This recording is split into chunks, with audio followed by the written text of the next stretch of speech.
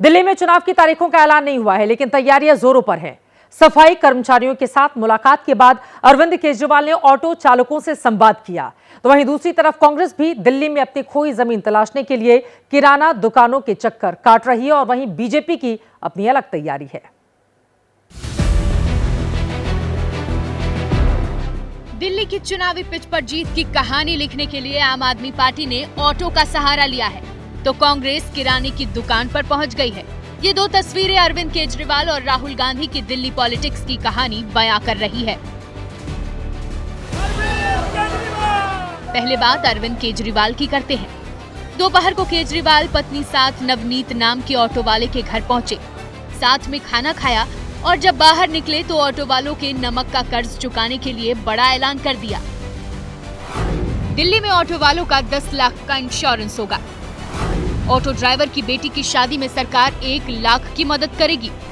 वर्दी के लिए साल में 2 बार 2500 रुपए खाते में दिए जाएंगे। ऑटो वालों के बच्चों की कोचिंग का खर्चा सरकार उठाएगी। पूछो ऐप फिर से चालू किया जाएगा। और आज मैं कह सकता हूं कि मैंने ऑटो वालों का नमक खाया है। याद है, पहला चुनाव जिताने में हमें ऑटो वालों ने बहुत सहयोग किया था। इस बार भी मैं पूरा यकीन है कि दिल्ली के सारे ऑटो वाले हर सवारी से बात करेंगे। इससे पहले सोमवार की शाम को केजरीवाल दिल्ली में अपने घर पर ऑटो वालों से मिले थे।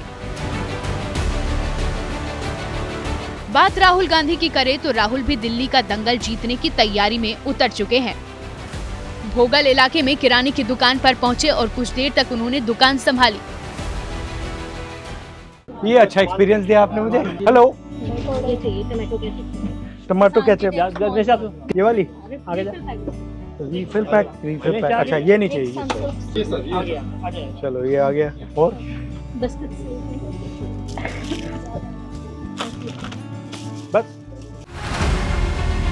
राहुल और केजरीवाल की सियासी रणनीति को आप समझ गए। इन दोनों के वोट बैंक में सेंध लगाने के इरादे से ओवैसी भी दिल्ली आ गए हैं। AIMIM प्रमुख असदुद्दीन ओवैसी दिल्ली के दंगल में अपने उम्मीदवार उतारने जा रहे हैं। शुरुआत उन्होंने मुस्तफाबाद से कर दी है। दिल्ली दंगों के आरोपी ताहिर हुसैन को ओवैसी ने अपना उम्मीदवार बना दिया है। ओवैसी अगर मुस्लिम बहुल इलाके में अपने उम्मीदवार उतारते हैं तो फिर उसका सीधा नुकसान कांग्रेस और आप को होगा। चलिए एक बार फिर से लेकर चलते हैं आपको बिहार। लालू यादव ने नीतीश कुमार को लेकर एक टिप्पणी कर दी। अब इस टिप्पणी ने एनडीए को लालू के खिलाफ बड़ा सियासी हथियार दे दिया है। बिहार की राजनीति गर्म है और वार पलटवार का दौर चल रहा है। अरे पहले आंख सेके ना अपना, जा रहा आंख सेके। अरे पहले आंख सेके ना अपना, जा रहा आंख सेके। नीतीश की यात्रा के सवाल पर लालू यादव ने कही तो एक लाइन की बात, लेकिन इसी एक लाइन ने ऐसी सियासी लकीर खींच दी है कि गूंज महीनों तक सुनाई देगी। ऐसी घटिया मानसिकता के लोग किसी दल की अगुवाई कर रहे हो तो उस दल के संस्कार, उसकी संस्कृति, उसके चाल, उसके चेहरे को लेकर किसी को कोई संदेह नहीं होना चाहिए। नीतीश कुमार 15 दिसंबर से बिहार में महिला संवाद यात्रा शुरू कर रहे हैं। महिलाओं से उनके मिलने का कार्यक्रम है। इसी कार्यक्रम पर लालू ने विवादित टिप्पणी की है। जेडीयू के साथ ही एनडीए के सहयोगी भी लालू पर हमलावर हो गए हैं। लालू प्रसाद जी को हम लोग समझ रहे थे कि बुजुर्ग हो गए, शरीर से बीमार हैं। अब लगता है कि वो मानसिक रूप से बीमार हो चुके हैं। इस तरह का पर्सनल टिप्पणी करना, वो भी अशोभनीय टिप्पणी है, खास करके महिलाओं को लेकर के। इसकी हम लोग सख्त निंदा करते हैं। बिहार में महिलाओं को नीतीश का वोट बैंक माना जाता है। एनडीए ने जिस तरीके से बयान को मुद्दा बनाया है, वैसे में लालू का ये बयान आरजेडी को सियासी तौर पर नुकसान पहुंचा सकता है। लेकिन आरजेडी सत्ता पक्ष को नीतीश के पुराने बयान याद दिला रही है। उन्होंने जो अपने सूत्र पर जो बयान दिया था युवावतियों को लेकर करके, आप शायद भूल गए हैं। देश के प्रधानमंत्री भी अपना सर शर्म से नीचे करने की बात कही थी। 15 दिसंबर से शुरू हो रही यात्रा में महिलाओं को लेकर नीतीश बड़ी घोषणा करने वाले हैं। महिलाओं को लेकर नीतीश की मौजूदा नीतियों पर एक नजर डालिए। महिला शिक्षा को प्रोत्साहन देने के लिए मुख्यमंत्री बालिका साइकिल योजना चल रही है। नगर निकाय पंचायत चुनाव में 50% महिला आरक्षण लागू है। सरकारी नौकरियों में महिलाओं को 35% आरक्षण है। शिक्षक भर्ती में 50% महिला आरक्षण लागू है और बिहार में महिला पुलिसकर्मियों की संख्या देश में सबसे अधिक है। शराबबंदी की वजह से महिलाओं ने नीतीश पर भरोसा जताया। इन्हीं नीतियों की वजह से चुनाव दर चुनाव नीतीश को महिला वोट झोली भरकर मिल रहे हैं। महिला संवाद यात्रा के दौरान नीतीश 225 करोड़ से ज्यादा की महिला स्कीम घोषित करने वाले हैं। तेजस्वी इसे खजाने का दुरुपयोग बताकर पहले से निशाना साध रहे थे। अब लालू के बयान ने महिला विरोधी होने की छवि का स्टाम्प लगा दिया है।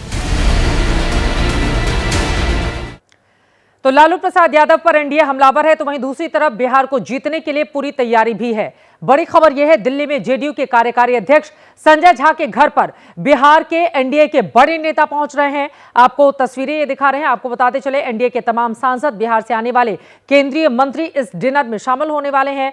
गृह मंत्री अमित शाह भी यहां पर पहुंचने वाले हैं।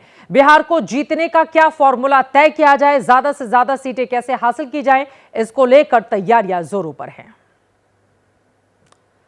और अब जनहित में वीडियो ऑफ द डे दिखा देते हैं।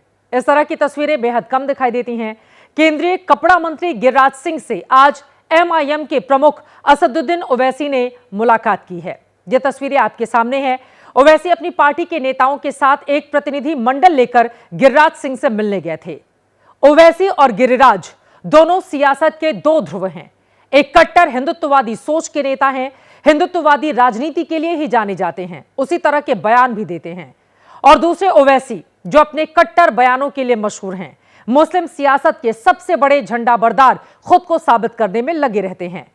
दोनों की मुलाकात इसलिए हुई क्योंकि ओवैसी महाराष्ट्र के मालेगांव के पावरलूम कारोबारियों की समस्या लेकर गिरिराज सिंह से मुलाकात करने के लिए पहुंचे थे। 10 सदस्यों का यह प्रतिनिधिमंडल था। टीम ने गिरिराज सिंह से मालेगांव का दौरा करने की अपील की है। गिरिराज सिंह ने ओवैसी और टीम को भरोसा दिया है कि उनकी समस्या का समाधान जल्द किया जाएगा। और मुस्कुराती हुई तस्वीरें इस वक्त सोशल मीडिया पर वायरल हैं।